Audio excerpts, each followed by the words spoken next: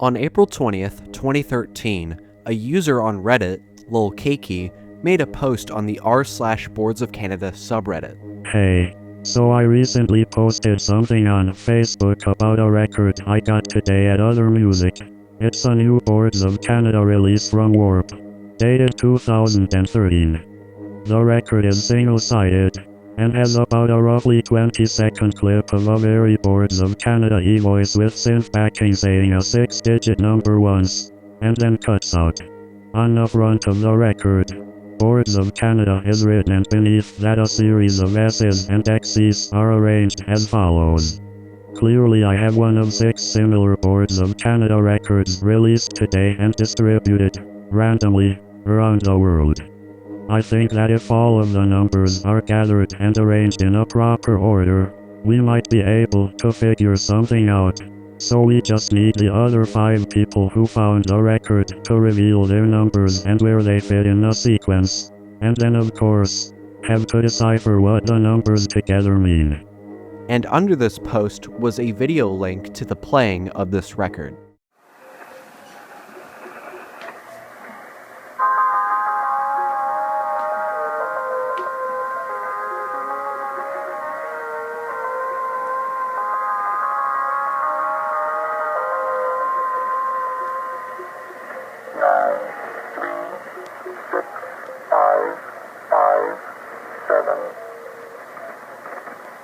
As you can hear, there was about 15 seconds of a BOC sounding tune and a voice saying 6 numbers. 9, 3, 6, 5, 5, 7. In this post, Lil Keiki also mentions that these numbers were probably meant to fill the pattern that was on the record.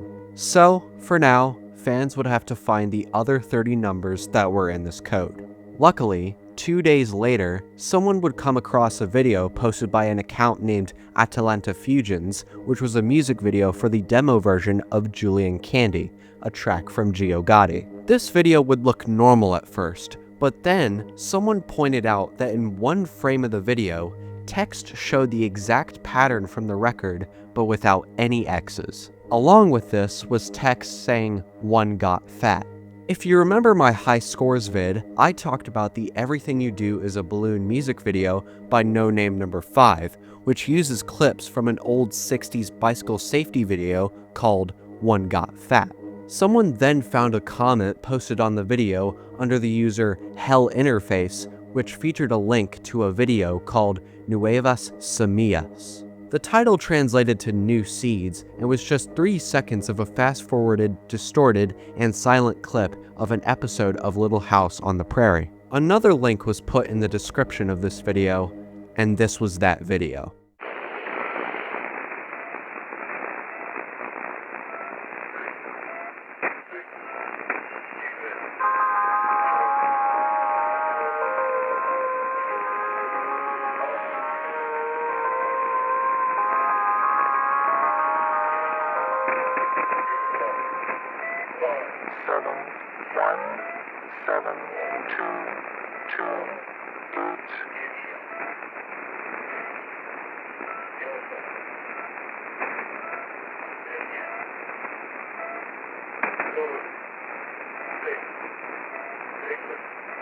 And at one frame at the end, this would appear. It would now be known that a third of this code had been found. A day later, BBC Radio 1 would play a track known in the setlist as This by an artist named Unknown, and this was the broadcast of the track.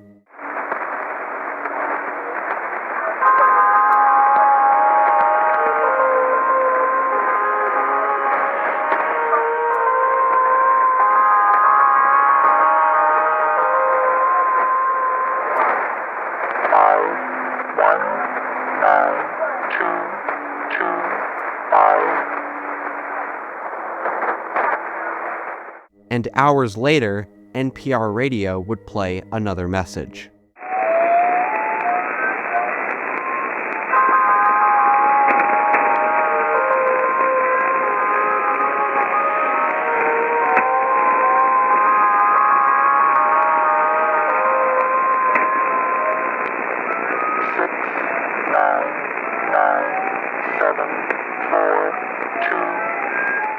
However, NPR did not say what the title of the track was, nor was it listed on their website, so we do not know where the code could be placed yet. That was until 3 days later, when record store company Rough Trade posted things about BOC in the Loading Bay Art Gallery on Twitter, which was a building right next to Rough Trade in London. A video at the gallery from the outside would then be shown at night, which projected mostly an abandoned village on old 8mm film, but for 2 seconds, this would pop up, giving a new position in the pattern. And then, Adult Swim aired the exact same clip, but with audio at 10 p.m.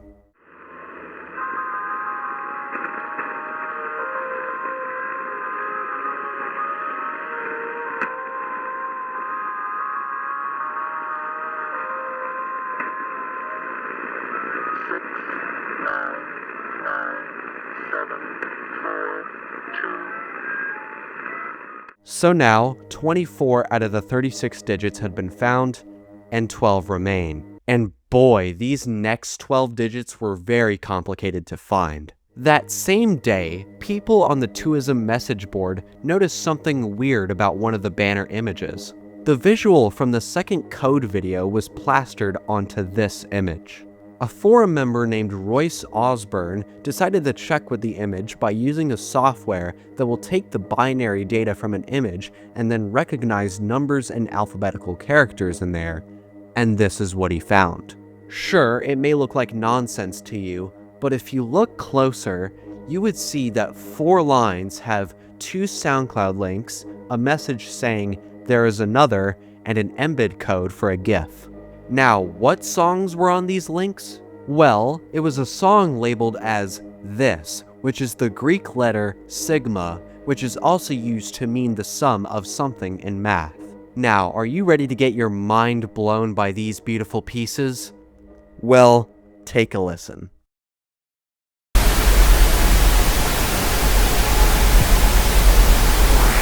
Okay, these are completely static, but the cover of this song actually gives a hint. This is a diagram of a signal mixer, which means that you have to combine these two to make the final sound. And if you combine them, this was the final audio.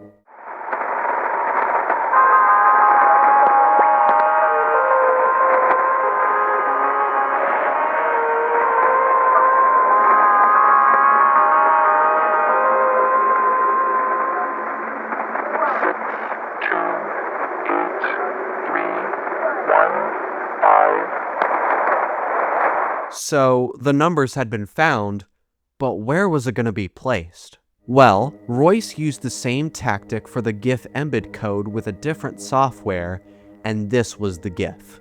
So there you go, the next 6 numbers had been found, and 6 more to go. 2 days later, fans noticed that every single website that belongs to BOC redirected to this website, which required a password to gain entry. Then, a Twoism forum member found out that the source code for the website was this, the missing position of the code in a hexagon. Then, another person found out that the website's URL contained an out-of-place entry in the HTTP entry, which said Nuevas Semillas. Look familiar? This was also followed by a 64 base string of characters, in which was related to the last 6 digits of the pattern. And if you combine this with the website URL, it links to an MP3 file, which was this.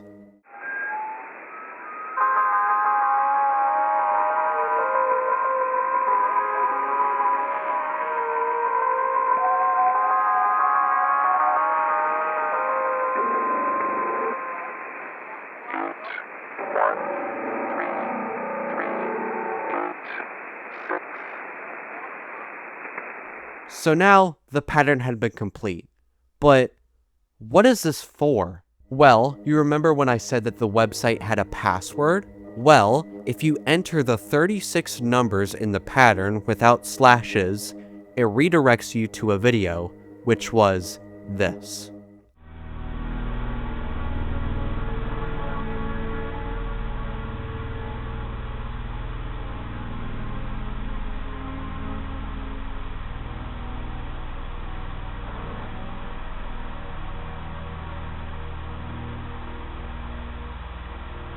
After all this work, Boards of Canada had announced a new project for the first time in 7 years. On May 21st, they posted this on their Facebook page. A day later, a bunch of fans gathered at the area to see what was happening there. And turns out it was a showing of a new music video for a new song called Reach for the Dead, which was also the first piece of music BOC had released in 7 years. The single and music video would come out a day later, and their website was updated. 3 days later, a new track was played unexpectedly at the Movement Festival in Detroit called Cold Earth. On that same day, people noticed that Hell Interface commented another date and time in which BOC would post a photo on their Facebook that had the same text as the comment, along with the picture of where it was going to be. On May 27th, a bunch of fans would gather at that area to see what was going on, and it turned out to be a listening party for the new album. And then, on June 10th, 2013, as promised, Boards of Canada would release their 4th studio album, Tomorrow's Harvest. Look, I know this is obviously people's least favorite album, but guess what? It's mine too, no shocker. However, this album is still really fucking good, and I stand by that point. But anyways, let's dive into the album, starting off with the name, like the Campfire Head phase, is honestly pretty obvious. It mostly means the harvest of the future, and this could be interpreted in 2 different ways. With the seeds that we plant right now would be what the future generations get in both a literal and figurative meaning. The cover art is also pretty obvious to the name as well. This is a photo of San Francisco, California, but from a faraway view from a desert. With the sun rising, the effect that this photo has makes the city seem ghost-like, or known as a ghost city, affected by the future. The back cover is the opposite of the front cover, with a sunset instead of a sunrise. And the inserts continue this theme with deserted landscapes and abandoned buildings and satellites, which will be an important theme in some of the songs that we will get into. But let's start off with the first song, which is Gemini is the longest starting track on any BOC record, lasting at barely 3 minutes. At the start, you could hear this news program sounding tune and is kinda reminiscent to Red Moss off Bach Maximo. After that, it starts out with 7 trumpet notes, which might not sound like a lot, but in the Bible, precisely Revelation 8:6 in regards to the apocalypse, it says, "And the 7 angels, which had the 7 trumpets, prepared themselves to sound." Which basically means that each angel, when they let out a note on the trumpet, it refers to a different event that will happen in the apocalypse. And then these very deep bassy synths come in, giving off a very eerie vibe to it and welcoming the listener to a dystopian world. And at 2 minutes and 52 seconds, you can hear radio transmission in the background.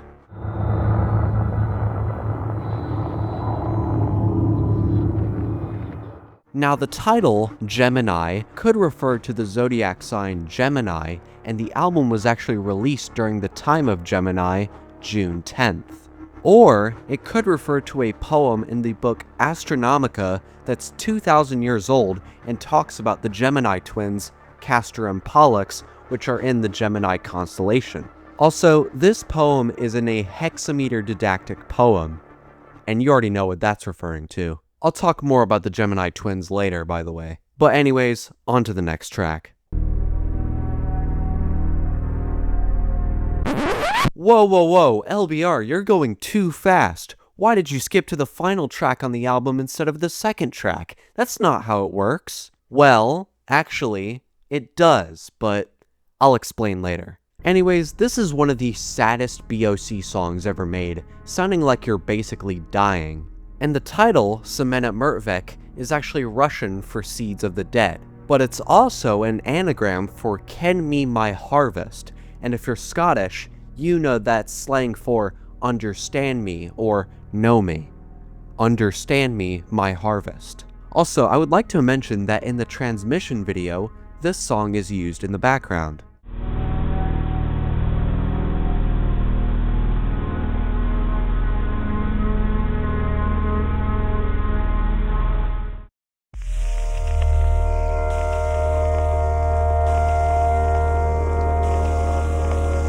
Reach for the Dead is one of my favorites off this album, and I love how cinematic and kinda uplifting this track is.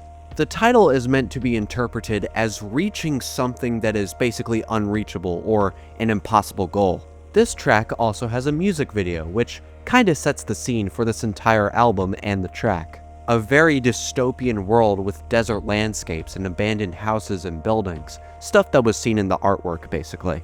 And at the end of the video, something interesting happens. The fucking sun splits into 3. This visual could be talking about a trinity or something that's in a group of 3. And Trinity is also known as the Father, Son, and Holy Spirit in the Bible. But you want to know what else was named Trinity? The first nuclear bomb ever detonated that was done in a desert. And the next track kind of sums up on what happened to people in this area.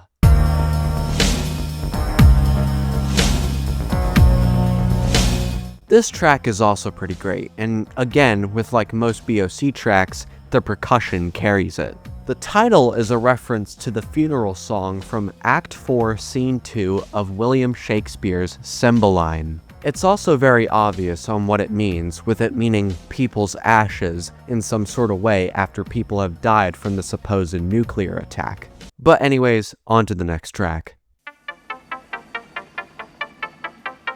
White Cyclosa is another one of my favorites off this album, and I honestly don't know why, I just like it. In this track, you can hear a sample of helicopters in the background.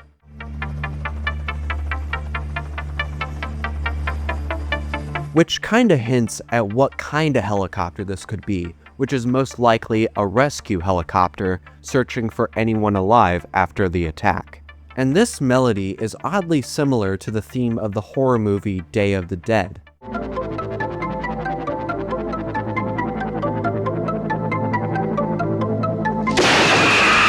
Which again hints on the apocalyptic nature of this album. The title could be referring to a genus of spiders that create webs with linear decorations and incorporate the remains of their prey to camouflage them. But it could also refer to the Greek word cyclosa, which means to move in a circle. Also, I would like to mention that this song kinda correlates with the ending of the film The Plague Dogs, and there is a fan-made music video / experiment that you can see to believe in this or not. Check it out if you can. But anyways, on to the next track. New Seeds, again, is another one of my favorites off this album. I really like the leading sound that you can hear in the beginning for some reason. It's kinda catchy. And people have said that this is supposed to resemble the sound of cell phone interference.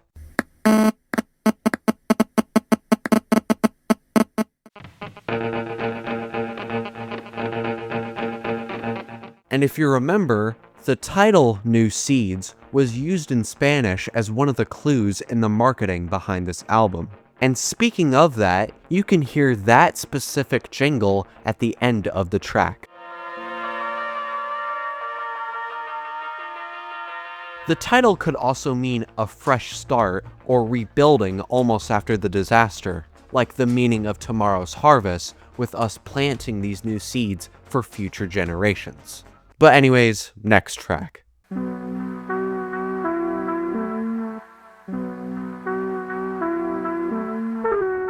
Jacquard Causeway kinda reminds me of Bass Free from Twoism due to the off-putting drum beat on this track. However, unlike Bass Free, this track does it right. The name Jacquard Causeway could be referring to a jacquard loom, which was an invention that used punch cards to control the loom's individual strings, and it's also known as an early example of binary programming.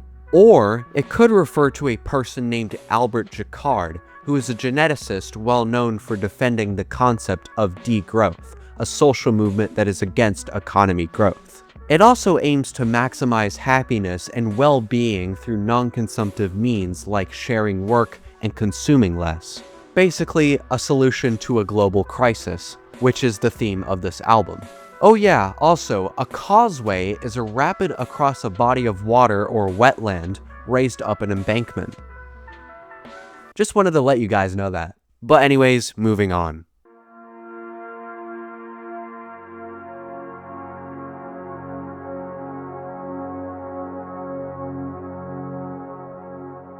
Sundown is a very underrated track that heavily resembles Corsair, a track from Gotti.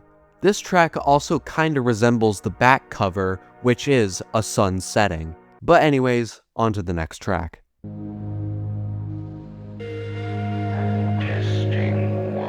Telepath is the shortest track on this album and the most eerie in my opinion due to this creepy voice that speaks throughout the track. This is quite close to me. Just play back and see what it sounds like. And the reason you hear that distorted effect is because of the Cold War.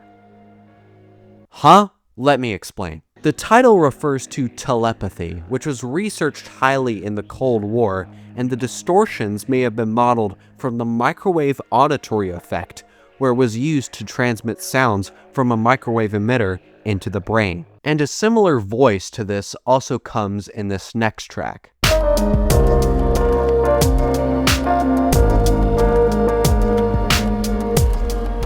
Nothing Is Real is my personal favorite from this album, and this time, the melody carries this song a lot. The title could refer to a lyric in my personal favorite Beatles song, Strawberry Fields Forever. Anyways, let's talk about the other message from this voice.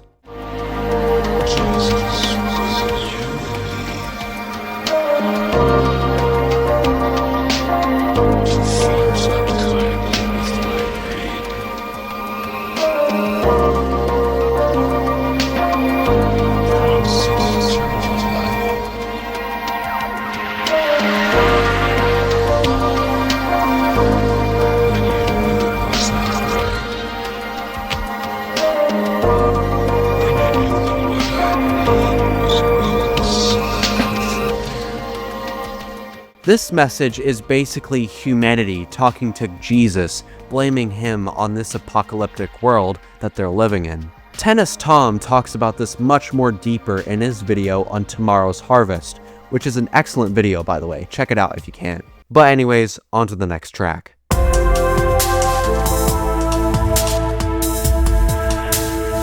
Cold Earth is another great track that has an obvious meaning to the title again, with the Earth being isolated and cold from society. But it could also refer to Sarah Moss's book, Cold Earth, in which archaeologists go to Greenland and become isolated from the world after a plague sweeps across the planet. And this could also refer to something that happens later on in this album, but anyways, on to the next track. Uritual is weird. It has a very uncomfortable feeling to it, and it makes me kind of feel uneasy. It's also very eerie. And that is mostly because of this underlying drone that appears throughout the song, which has been believed to be a sample of the sound of singing sand dunes. Singing sand dunes is a phenomenon caused by wind blowing over sand dunes where the sand has certain specific properties.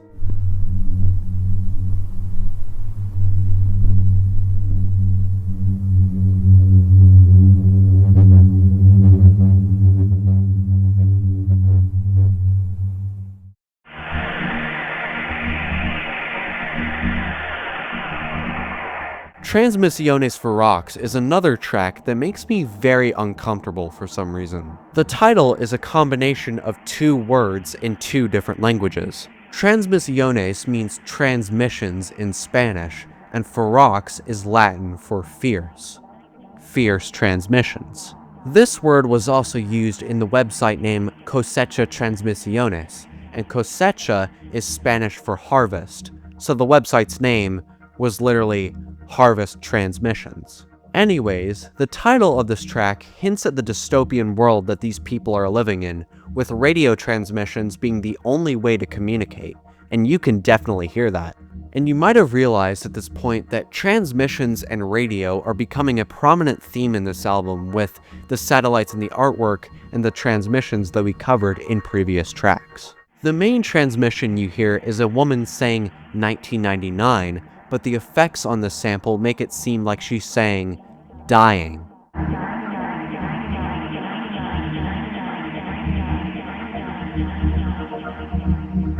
Which is creepy as hell, by the way. But anyways, on to the next track.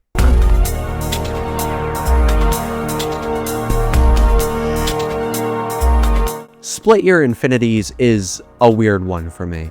It's both intriguing and calming for me at the same time. And this track contains two samples, one being more important than the other. The first is a sample of a MCA video disc bumper.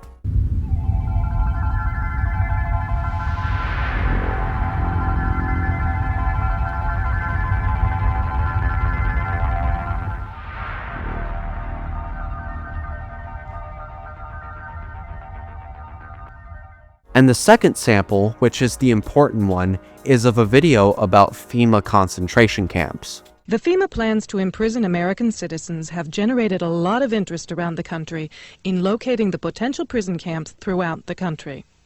These may be facilities currently being used as prisons, such as those you saw earlier, or prisons that are being built supposedly in the name of the war on drugs. Basically, what it's talking about is a conspiracy theory that FEMA, or Federal Emergency Management Agency, imprisoned many US citizens in concentration camps like war veterans to exterminate them and establish a new world order. So basically, FEMA is part of this Illuminati of some sort, in which the Illuminatus trilogy has been referenced in other BOC songs. The title is also pretty important, but I'll talk about that later. On to the next track.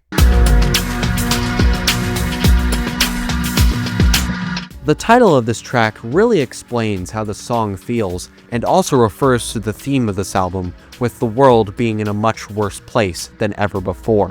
And it kind of follows the sample from Transmisiones ferox as well, with people, or the earth, dying. Now, there's a ton of samples in here, but the most interesting sample that I found was this one, which starts at the 2 minutes 15 second mark.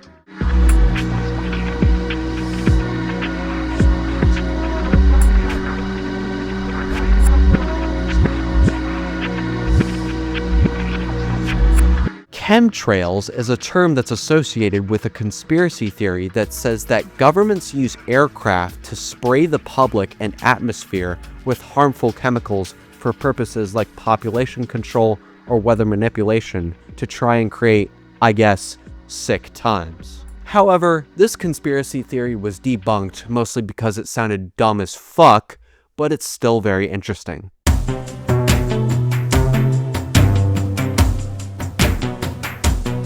Palace Posy is honestly one of my favorite tracks on this album, despite it being an outlier in terms of sound. People would then find out that Palace Posy is an anagram for apocalypse.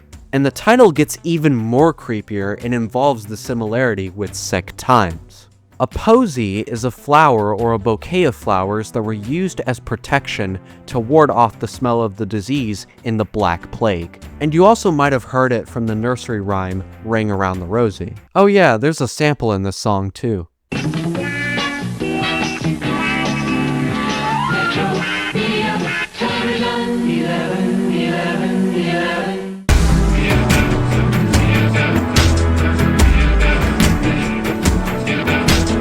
But now, let's talk about the most important track in this album, and the last track we will talk about, Collapse. Now, this track answers most of the questions you're probably thinking in your head. Why has he talked about the tracks in this order? Why did he save this for last? What does this mean? Well, what if I told you that the normal track list doesn't make sense? If you're familiar with BOC, you know that these guys love transitions and that every track on their past albums makes sense and move along very smoothly. But with this album, it doesn't. Here's an example of going from Collapse to Palace Posy.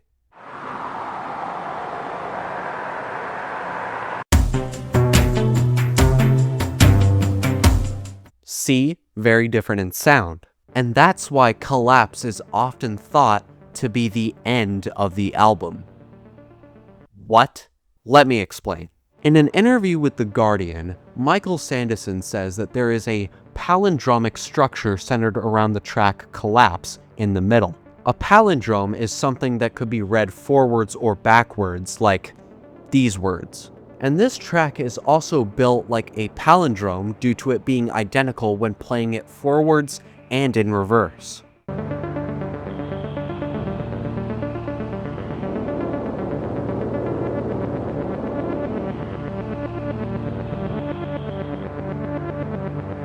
But if you're thinking that the entire album is like a palindrome, well, you're wrong. Look, it's very hard to explain, but just bear with me here. You can see that there is a prominent theme of separation in some songs off this album, like the Reach for the Dead music video, Split Your Infinities, and Gemini with the Gemini twins. And in that same interview with The Guardian, Sanderson says that Come to Dust is, quote, a musical reprise of Reach for the Dead. And if we actually stitch them together, it blends perfectly within each other.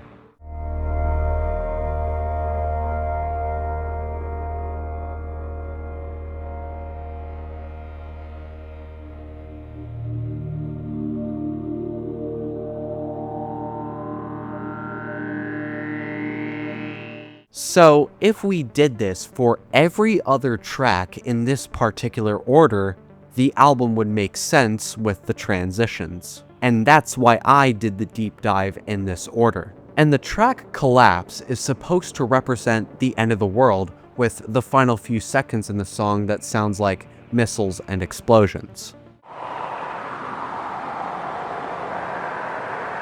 But even if you listen either way, with the normal way or the palindromic way, it still makes a statement on what our future is going to be like.